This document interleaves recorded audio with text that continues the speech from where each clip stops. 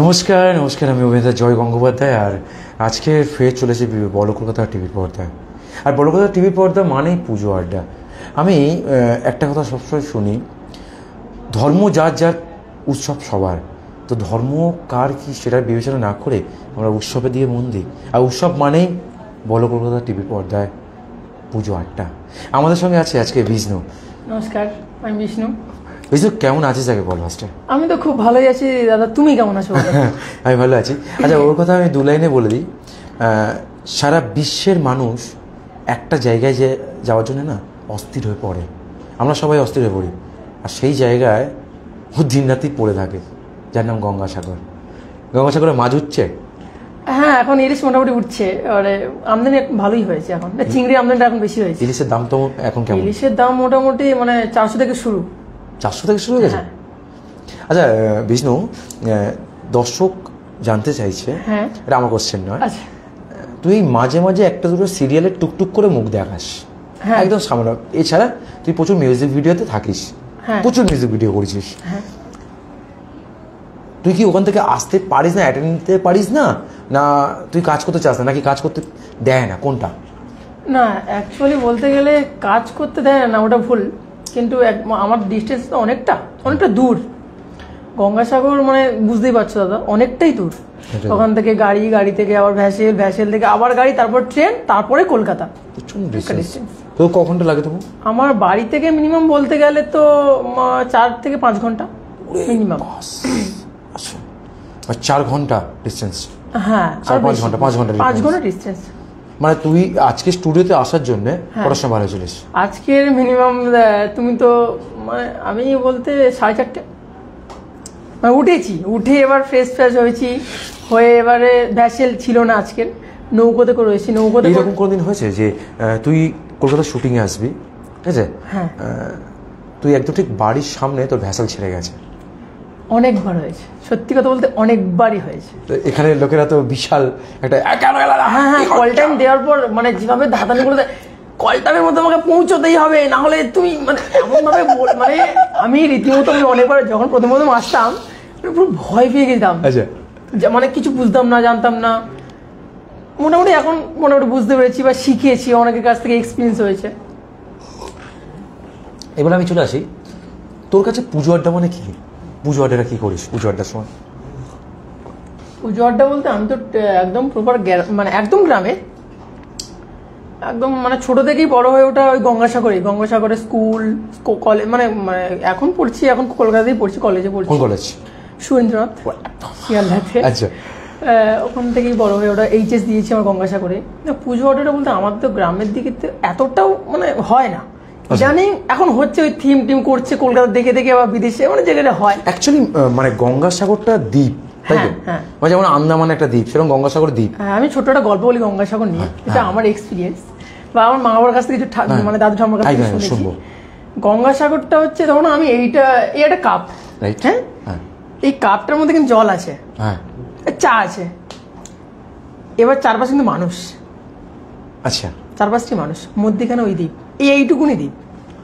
মানে ওর চারপাশেই মানুষরা বসবাস করে, মানুষের মানে যত কর্মজীবন ওখানেই সব। এবারে যারা কাজ করতে মানে চায় ওরা বিদেশে চলে যাচ্ছে, আমাদের ওদিকে তো মানে সেরকম কোনো কলকারখানা নেই, তো বিদেশে সবাই চলে যাচ্ছে। আমি যেটা জানি সেটা হচ্ছে আমাদের জি বাংলা বা সারেগামাপার অনেক পার্টিসিপেন্ট বা চ্যাম্পিয়নরা তো গঙ্গাসাগর থেকে এসেছে। হ্যাঁ, যেমন আমি নাম বলি একজনের, স্নেহশ্রীতা গিরি, এবারে ডান্সের থার্ড হয়েছে। খুব ভালো নাচ এবং খুব ভালো মেয়ে। কথা হয়েছে? হ্যাঁ, মাঝে SMS করেছিলাম, ও করেছিল, আমিও করেছিলাম। তারপর ও এখন কাজ ব্যস্ত, আবার নিজের গ্রুপ মানে গ্রুপ খুলেছে, ঠিক মতো কথা হয় না, ও তার নিজের মতো কাজ বাজ করে। আমি আমার ঠিক। পুজোটা কি কলকাতা কোনদিন কাটিয়েছিস? কলকাতায় বলতে না, ঠিক সেরকম ভাবে কাটানো হয়নি। আমি এসেছিলাম, আবার চলেও গেছি। শুনেছিস যে প্রচুর ভিড় হয়, লাইন দিতে হয়? হ্যাঁ, অনেকটা আমার মা বাবাকে নিয়ে আসা খুব ইচ্ছা, কিন্তু সেরকম ভাবে হয়ে ওঠে না। খুব তো ভিড় হয়, কারণ ঠাকুর দেখতে অনেকে পারেও না, এতটাই ভিড় হয়। আমি শুনেছি এবং আমি লাইভ দেখেছি, ফোনে দেখতাম, বসে আসতে পারতাম না মা বাবাকে নিয়ে, সেরকমটা অনেকটা ডিস্টেন্স। বাড়িতে কে আছে? বাড়িতে বলতে গেলে আমি, মা, বাবা আর ঠাম্মা আছে, বাট বেসিক্যালি আমরা মানে 3 জন ফ্যামিলি, আমি, মা, বাবা। আচ্ছা, আমি না গঙ্গাসাগরে মাটির বাড়ি খুব শুনেছি, এটা হ্যাঁ ছিল। ইদানিং এখন যা মানে হয়ে গেছে, অনেকটা উন্নত করে দিয়েছে আমাদের সরকার। যাই হোক, মাটি বাড়ি থেকে অনেকে পাকা বাড়ি করে দিয়েছে, এখন আছে, মাটি বাড়ি নেই না, আছে, অনেকটাই অনেক আছে। আচ্ছা, এটা আমার কথা না, দর্শকের কথা। এটা কি সত্যি যে গঙ্গাসাগরের যে মেইন যে মন্দির, কপিলমুনি মন্দির, তাই তো? এই মন্দিরটা আদৌ ওই মন্দিরটা নয়, সেই মন্দিরটা নাকি সমুদ্রে ভেসে গেছে, সত্যি? তুমি ঠিকই শুনেছ।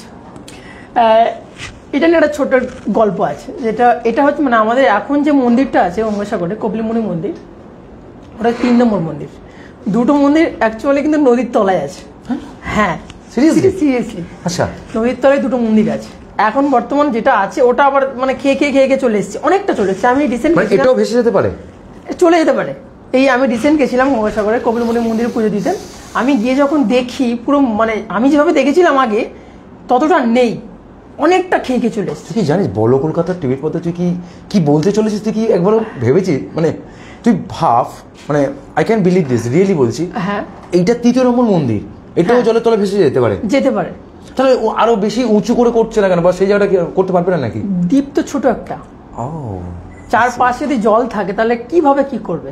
ধীরে ধীরে মানে এই যে রিসেন্ট আমফান হয়েছিল 2021 হয়েছে।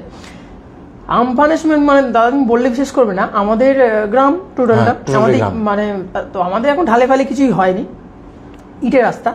আমাদের বাড়িতে মানে আমাদের বাড়িটা ডুবে গেল, মানে তখন মনে করো পুরো দ্বীপে ডুবে যাবে। আমাদের বাড়ির ইটের রাস্তাতে এতটা করে জল ছিল, মানে 1 কোমর পুরো জল, টোটালটা। আচ্ছা, পুরো ইটের রাস্তা পুরো এলাকা জুড়ে 1 কোমর করে জল। সেই জলে মানে এতটা মানে এত মানুষ এত ক্ষতিগ্রস্ত হয়েছে। মানে পানের বরজ আমাদের ওদিকে আছে, পানের বরজ, আরো অনেক কিছুই, মানে অনেকে চাষবাস করে, টোটাল কিচ্ছু নেই, সব ভেসে গেছে। আবার ওই যে একটা মাস মানে 1-2 মাস আমি ছিলাম ওখানে বাড়িতে, কলকাতা যখন আসিনি, কাজ বাজ তখন টোটাল অফ করে দিয়েছিলাম, যা সিচুয়েশন হয়ে গেছিল। মানে এত গন্ধ, মানে মাছ মরে গেছে, গরু মারা গেছে, ছাগল, মানে টোটালটা তুমি না দেখলে বিশেষ করবে না, এত কিছু হয়ে গেছিল। তুই তো এখন কলকাতায় আসছিস, মানে মোটামুটি কলকাতা বাসিন্দার হয়ে গেছিস। হ্যাঁ, মোটামুটি হয়ে গেছে। কোন মানুষটা ভালো, গঙ্গাসাগর মানুষ না কলকাতার মানুষ? অ্যাকচুয়ালি বলতে গেলে এটা যা বলবি লাইফে বলবি, কালকে বাইরে ঢুকতে পারবি না, সেটা নয়। বাট দেখো, আমার তো ছোট থেকে বড় হয়ে গঙ্গাসাগর। হ্যাঁ, গঙ্গাসাগর মানুষকে আমি ভুলতে পারবো না, এবং গঙ্গাসাগর ভূমিটাকে আমি ভুলতে পারবো। কেমন মানুষজন, কেমন? খুব ভালো।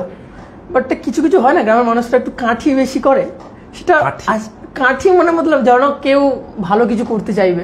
আচ্ছা, মানে বাধা দেয়। হ্যাঁ, অনেক কিছু, এটা করিস না, এটা করলে হবে না, তোর ছেলে এটা করবে। মানে তুই বলতে চাইছিস যে তোর এই অ্যাক্টিং এর পেছনে শত্রু প্রচুর? হ্যাঁ, শত্রু এখন হয়েছে, আগে তো ছিল না। আচ্ছা, ধর তুই মোটামুটি সাকসেস হয়েছিস, ইন্ডাস্ট্রিতে ভালো নাম করেছিস, তোর বাড়িতে বাবা কি করে ফার্স্ট আগে শুনি? আমার বাবা সত্যি মানে ছোট একটা আমার দোকান আছে, চায়ের দোকান। কোথায়? একদম কচুবেড়িয়া ঘাটেই। কচুবেড়িয়া মানে যেখানে, হ্যাঁ, আমি একটা দর্শকদের যারা গঙ্গাসাগর যাওনি, আমি তোমাদের একটু বলে দিই। আমি তো প্রচুর শো করেছি গঙ্গাসাগরে। সেটা হচ্ছে তোমাদেরকে কাকদ্বীপে যেতে হবে 8 নম্বর ঘাটে, ওখান থেকেই মানে লঞ্চে করে, তাই তো? লঞ্চে করে পার হতে হবে কচুবেড়িয়া, তারপর গঙ্গাসাগর যেতে হবে। এই কচুবেড়িয়া যদি না হতো তাহলে কিন্তু গঙ্গাসাগর যেতে পারতো না কেউ, রাইট? আর সেই কচুবেড়িয়া একদম স্ট্যান্ডের উপর বাবার দোকান। হ্যাঁ, একদম। তুই দোকানে বসিস? হ্যাঁ, মানে এইরকম হয়েছে যে তুই দোকানে বসে আছিস, তোর গান কেউ শুনছে, তোকে বসে বলছে ও বাবা এই তো আমাদের বিষ্ণু? হ্যাঁ, এরকম হয়েছে। মানে আমার পাড়া কাকিমা বাড়ির পাশে। আচ্ছা, এবার জানি না কি করে চ্যানেল সাবস্ক্রাইব করেছে, আমি জানি না। বাট আমি আমাদের দোকানে এসেছি, এমনি নর্মাল কথাবার্তা বলে মা বাবার সাথে। আমি বসে আছি, দোকানে বসেছি, মানে ব্যবসা করছি বসে বসে। ওই সময়টা হঠাৎ করে গান চলছে, আমার গান। আচ্ছা, এই একটা গান ভাইরাল হয়েছে ফোকলার, ইকিরিমিকির। হ্যাঁ, রাইট, ইকিরিমিকি খুব সুন্দর একটা গান। সেটা আমি একটা ভালো একটা মানে পেয়েছিলাম, ক্যারেক্টার খুব সুন্দর। আচ্ছা, আমি একবার বলে ইন্টারাপ্ট করছি। ফুকলার বা বিষ্ণুর একটা গান আছে খুব ফেমাস, যেটা ফুকলার ইকিরিমিকির গানটা প্রায় 1 মিলিয়ন ক্রস করে গেছে। হ্যাঁ, 12 লাখ ভিউজ। আর ফুকলার নতুন একটা গান এসেছে। হ্যাঁ, এসে আমি দেখেছি। ওই নাম ওটা ছিলিস না? না, আমি ছিলাম না, আসতে পারিনি একটা প্রবলেমের জন্য। ডিসটেন্স। ফুকলার নতুন একটা গান এসেছে। আমি এটা যেহেতু ও যে প্রোডাকশন হাউসে কাজ করে, দাস এন্টারটেইনমেন্ট, নতুন গান আছে পেখম আর ফুকলা। হ্যাঁ, এসেছে নতুন একটা গান। গানটা কেমন? গানটা দেখেছিস? খুব ভালো গান। আমি মিস করেছি, আমাকে যখন অফার করলো আমি তখন শুনে আমি আবার তুই রাহুল হালদার ডিরেক্টর, তুই তাকে রিজেক্ট করলি? মানে আমি মানে একদমই নয়, ডিসাইড করে আমি কেউ নয়, মানে আমি দাদাকে বললাম আচ্ছা দাদা আমি মানে কোনো প্রবলেম হয়ে গেছে, আমি আসতে পারবো না। দাদা বলছে তুমি বলছো এর কথা? আমি বলছি, হ্যাঁ দাদা কি করবো বুঝতে পারছি না, মানে দাদাকে বললাম, রিকোয়েস্ট করলাম। দাদা বলল ঠিক আছে দেখো কি করা যায়, আসতে পারবো না। এবার আমি মেন পার্টে চলে আসছি। একদম। তুই গঙ্গাসাগরের ছেলে, হ্যাঁ তোর স্বপ্ন অভিনয়, কিন্তু তোদের এলাকায় সেরকম অভিনয় নিয়ে কেউ ভাবে না। না, কতটা খিস্তি খাস? প্রচন্ড। মানে এমন কোনো দিন গেছে যেখানে তোকে মানে যাচ্ছে তাই ভাবে অপমান করা হয়েছে? হ্যাঁ দেখো, সামনে অনেকে বলে যা হবে দেখা যাবে, এবার পেছনে অনেক কাঁটি করছে, ও যাবে কি করবে, কেউ অনেকে পড়ে আছে। মা বাবা কি একটা এ হয়েছে? প্রথম সাপোর্ট করতো না, প্রথম একদমই সাপোর্ট করতো না। মা একটু সাপোর্ট করতো, মা তো মানে ছেলে যেহেতু সাপোর্ট করতো। বাবা না একদম চাইতো না যে কি হবে। বাবা কি ইন্ডাস্ট্রিতে আছে, যোগ আছে? না না একদমই নয়।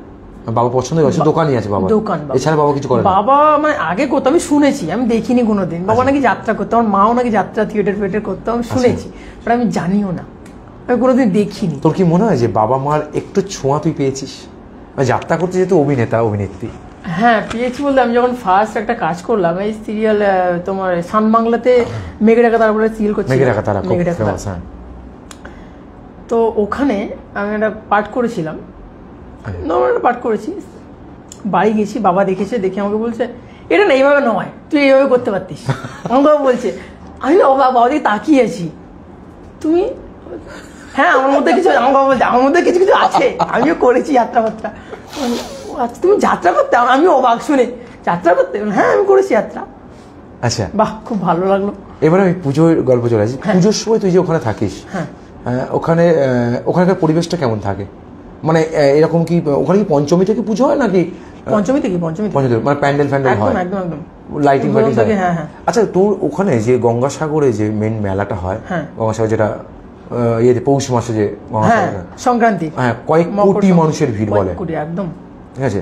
তো সেখানে তোর কি এরকম কোনো হয়েছে যে তুই কি করিস গঙ্গা? আগে শুনিনি তুই কি করিস ওই দিনটা? আমি ওই দিনটা দোকান দিস? হ্যাঁ দোকান দেওয়া হয়, বাবা মার সাথে যেহেতু দোকান আছে বলে তাই আমি হকারি ব্যবসাও মানে করেছি। সিরিয়াসলি? হ্যাঁ এই গত বছর করলাম, এখন 2025-24 করেছি। তুই হকারি করে অভিনয় এসেছিস? হ্যাঁ করেছি আমি অনেক, ছোট থেকেই, মানে ছোট থেকে বলতে নয়, বাট আমি যখন বুঝতে শিখলাম তখন থেকে বাবা আমাকে হেল্প করতে, কারণ আমার মা বাবা ছাড়া কেউ তো নেই পাশে। আচ্ছা আমি সিরিয়াসলি আমি না শুনি গল্প, বাট এটা আমার শুনে খুব লাগলো, প্রাউডফুল লাগলো যে তুই হকারিও করিস প্লাস এটাও করিস। আচ্ছা বিষ্ণু, ইলিশ মাছটা খুব ফেমাস, ঠিক আছে? বিনা পয়সা ইলিশ মাছ খেয়েছিস, পয়সা না দিয়ে? মানে তুলে নদী থেকে তুললি? না ওরকম কোনোদিন হয়ে ওঠেনি আমাদের, তো জাল ফাল দেওয়া হয় না। জাল দেওয়া হয় না, নৌকো ফুকো নেই আমাদের। এখন ইলিশ মাছটা খুব, তো কত করে কেজি চলছে? 400 থেকেই শুরু, মানে ছোট, মানে বেশি বড়ও নয়। বেশি বড় নয়, মানে 200-300 গ্রাম হবে, বা 250 গ্রাম 200 গ্রাম। রান্না পুজোর জন্য? হ্যাঁ রান্না পুজো তো রিসেন্ট আছে, রান্না পুজোর জন্য। এবার চলে আসি পুজোতে, কিরকম টাইপের ড্রেস পরে ঘুরিস? আমার তো ছোট থেকে বড় হয়ে তোমাকে বললাম, আমি গ্রামে সেরকম কোনো ভালো ড্রেস বা ভালো কিছু, মানে আমার মা বাবা বলো আমি বলো সেরকম ভাবে পড়তে পারি। এই ড্রেসে কি প্রপোজ করে কেউ? প্রপোজ বলতে একদমই নয়, ওটা একদম কেন ছাড়ুন কেন, এটাই তো আমি ধরতে চাইছি। না সেরকম কেউ হয়ে ওঠেনি আজ পর্যন্ত। যে স্কুলে পড়াশোনা করেছিস সেই স্কুলের টিচাররা এখন তোকে কেমন রেসপেক্ট করে, যেহেতু তোকে টিভির পর্দায় দেখে বা বিভিন্ন মিউজিক ভিডিও দেখে? সত্যি বলতে খুব খুব ভালো রেসপেক্ট করে। আমি রিসেন্ট একটা 25 বছর উঠতি হিসেবে একটা স্কুলে অনুষ্ঠান করতে গেছিলাম, আমি নিজেই নাটক করতে আমাকে পাঠিয়েছিলাম। ও হ্যাঁ নাটক, রাইট, হ্যাঁ আমার বাড়িতে, হ্যাঁ রাইট। দাদা এটা কেমন হয়েছে বলো?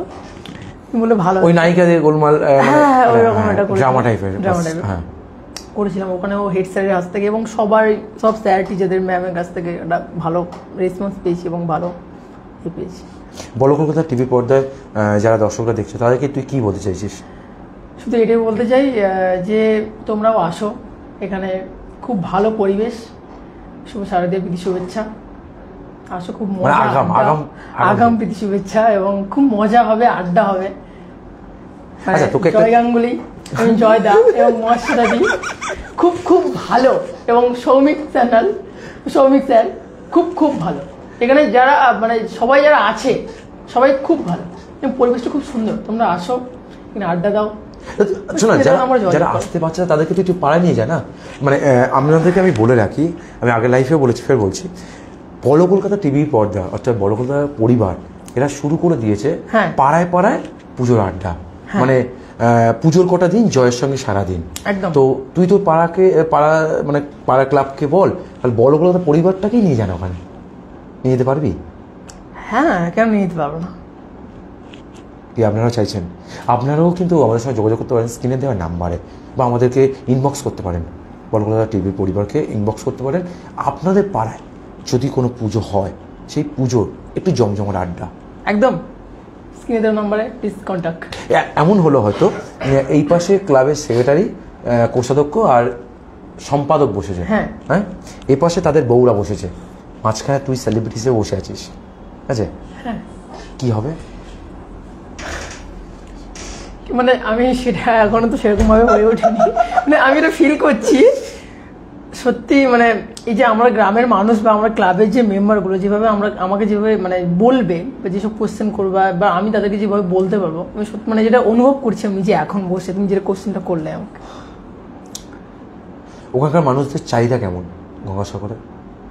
চাহিদা মানে কিসের দিকে বেশি ন্যাক? মানে মাছ ধরা, মানে এ করে না কলকাতায় মাছ ধরা বলতে সেরকম মানে সবাই তো মানে বেসিক্যালি গঙ্গাসাগরের লোকেরা বেসিক্যালি কাজ করতে চলে যাচ্ছে বিদেশে, কেরালা, তারপরে অনেক চেন্নাই ফেন্নাই বেঙ্গালুরু অনেক দিকে চলে যাচ্ছে। গঙ্গাসাগর সেরকম কোনো প্ল্যাটফর্ম নেই ভালো কিছু।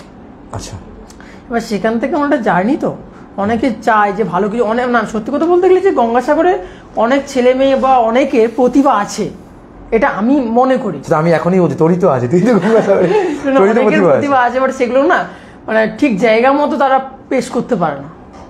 আচ্ছা, হ্যাঁ, এটা কিন্তু আমি দর্শকের কাছে বলবো যে গ্রামেই থাকুন না কেন, এক সময় যেমন আমি তোকেই বলবো, তুই আজকে এই বড় কলকাতা পর্দায় এসেছিস, তুই সবাইকে বলছিস তোর ভালো লাগছে, তো আমি আপনাদেরকে বলবো ওর মতন আপনারাও নতুন হয়তো আসুন একবার আড্ডায়, আমার সঙ্গে একটু আড্ডা হবে, একটু চায়ের আড্ডা হবে, একটু কফি আড্ডা হবে, আর অনেক গল্প হবে। সেই গল্পগুলো কিন্তু শুধু ব্যক্তিগত নয়। আচ্ছা, আমি এবার তোকে চলে যাই মেন গল্পে চলে যাই। পড়াশোনা অ্যাক্টিং ছাড়া কি করিস? এছাড়া দোকান তো সামলাস, আর কি করিস? আর কিছু করি না, ওই পড়াশোনা অ্যাক্টিংটা সত্যি খুব ভালো লাগে আমার করতে, এবং ছোট থেকে মানে ওখান থেকে স্কুল নাটক থেকেই শুরু আস্তে আস্তে, তবে ওখান থেকে ভালো লাগলো নাটকটা। কলেজ সুরেন্দ্রনাথ কলেজ, হ্যাঁ, কাকদ্বীপ কলেজ নয় কেন, গঙ্গাসাগর কলেজ নয় কেন? এটা আরো একটা গল্প, মানে মা বাবাকে এটা ঢপ। আচ্ছা, তুই লাইভে আছিস? হ্যাঁ, বাবাকে ঢপ বলতে নয়, বাট আমি চাইতাম যে আমি মানে বুঝতে যখন শিখলাম যে আমাকে যদি সত্যি সিরিয়াল বলো, সিনেমা, থিয়েটার, অ্যাক্টিং যদি অভিনয় যদি করতে পারেন ভালো, যদি আমাকে অভিনেতা হতেই হয়, তোমাকে কলকাতায় পড়ে থাকতে হবে, কলকাতা আমাকে ধরতেই হবে।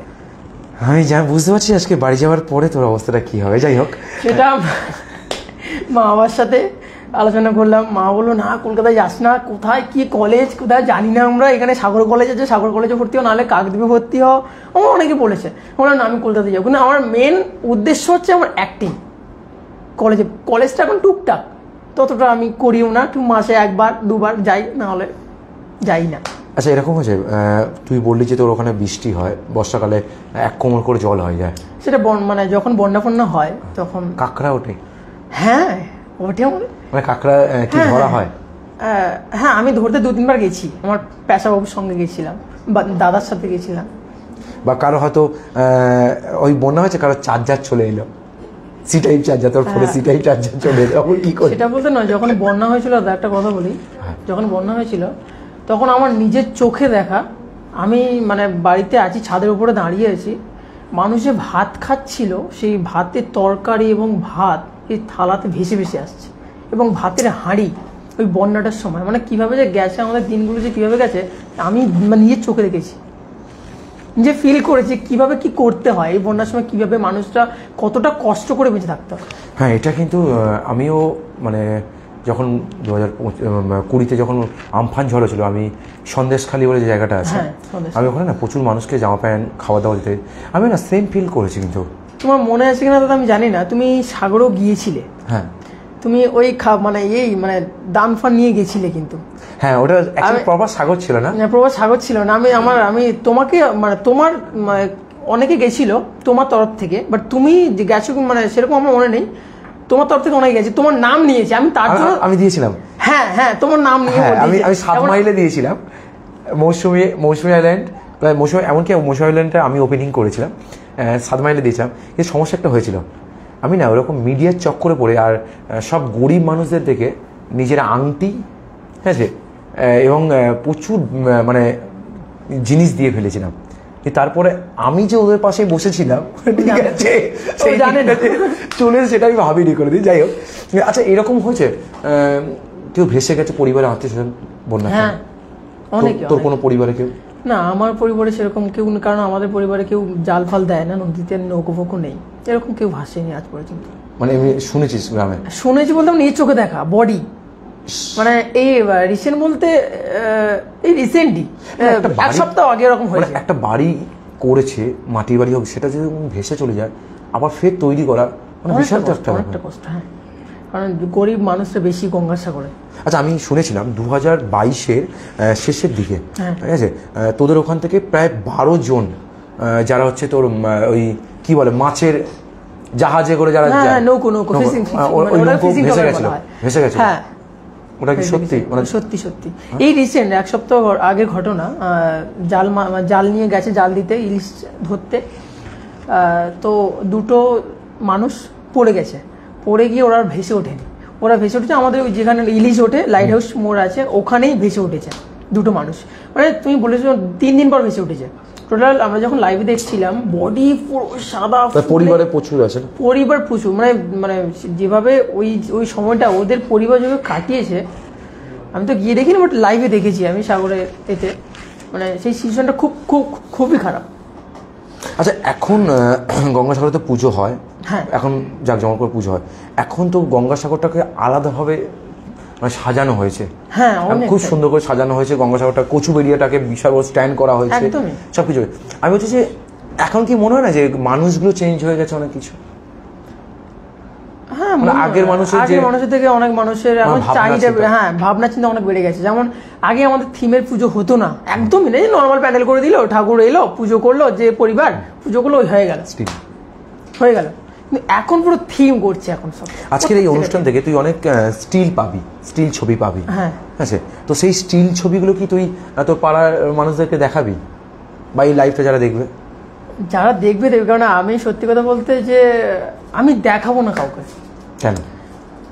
আমি চাইছি যে মানুষগুলো আমাকে মানে করেছে, আমি কাঠি দিয়েছি আমাকে, কাঠি প্রথম কথা। তোদের ভাষাগুলো কি, আচ্ছা তোদের মেদিনীপুরের সঙ্গে কি টাই আপ আছে? হ্যাঁ, আমরা অ্যাকচুয়ালি মেদিনীপুরেরই মানুষ। আচ্ছা, হ্যাঁ, আমার দাদুরা মেদিনীপুরের মানুষ। আচ্ছা, আমি একটা প্রশ্নের উত্তর খুব দর্শকেরও জানা খুব ইচ্ছা আছে। এটা হচ্ছে, সবাই বলে দীঘা ওপারটায় বরফ আছে, বরফ, হ্যাঁ, ফলে মানে দীঘা ওপারটা, গঙ্গাসাগর ওপারে কি আছে? কোনদিন ড্রোন উড়িয়েছিস? কোনদিন মানে উড়িয়ে কেউ দেখেছিস? আমি শুধু মানে ড্রোন ফোন একদমই না, বাট আমি যতটা গিয়েছি নদী ছাড়া কিছু দেখতে পাইনি, চারিদিকে যদি জল আর জল। যাই হোক, আমাদের আড্ডা খুব জমে উঠেছে এবং আমি থ্যাঙ্কসফুল, ওর কাছ থেকে অনেকই জানলাম। ভাবুন, ও এমন একটা পরিবেশে থাকে বা এমন একটা জায়গায় থাকে, সবসময় কিন্তু জীবনের ঝুঁকি নিয়ে থাকে, কখন বন্যা আসবে, কখন চলে যাবে। ঘর বাঁধতে না অনেকটা দিন লাগে, সেই ঘর যদি ভেঙে যায় কেমন লাগবে কমেন্ট বক্সে জানেন। আর সবসময় সঙ্গে থাকবেন বলো কলকাতা পুজো আড্ডার সঙ্গে। এছাড়াও সারা বছর আপনাদের সঙ্গে আছি। আর বলো কলকাতা এমন একটা প্ল্যাটফর্ম যেটা আপনারা দেখেছেন, বঙ্গগৌরব উৎসব, কয়েক আর্টিস্টদের। তুই বঙ্গগৌরব উৎসবটা দেখেছিলিস? হ্যাঁ, দেখেছিলাম, লাইভে দেখছিলাম, দেখেছি। পুরস্কারটা পেয়েছিলাম আমি, হ্যাঁ। তবে হ্যাঁ, পুরস্কারটা বাড়ি নিয়ে যেতে যে আমাকে, আমি দেখলাম অনেকটা বড় ছিল পুরস্কারটা, অনেকটা নয়, এত বড়, মানে 4.5 ফুট হাইট। আমি সেটাই তখন বুঝেছি, আমি তোমাকে কমেন্টও করেছি, আমি দেখেছি জানি না, দাদা এত বড় বাড়ি নিয়ে যাবে কি করে। আচ্ছা, আমার এখানে যারা আসে, আমার সঙ্গে যারা আড্ডা মারে, যারা চায়ের আড্ডায় আসে, তাদেরকে আমরা ছোট্ট করে একটা মেমেন্টো দিই। এছাড়া আমরা কিছু গিফট দিই, তবে গিফটগুলো না আমরা একটু অন্যভাবে দিই, সেগুলো ক্যামেরাতে দিই না। কারণ আমি মনে করি গিফটটা শুধুমাত্র দেখানো করলে নয়, কিছু গিফট থাকে যেগুলো মানুষের অন্তরে থাকবে। আর এখানকার সবথেকে বড় গিফট কি জানিস? তোর নিজের কষ্ট, নিজের আনন্দ সবকিছু মানুষের কাছে শেয়ার করা, এটার থেকে বড় গিফট আর কিছু হয় না। তো আমি আমার তরফ থেকে এবং বড় কলকাতার তরফ থেকে একটা ছোট্ট মেমেন্টো।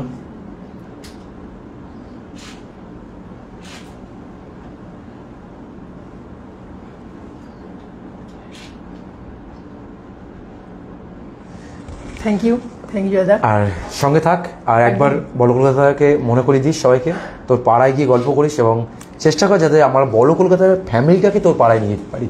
একদম তাই, সবাই এসো এবং খুব মজা হবে, আড্ডা হবে। জয়দা আছে, মশলাদি আছে, সবার সাথে খুব আড্ডা হবে। নমস্কার।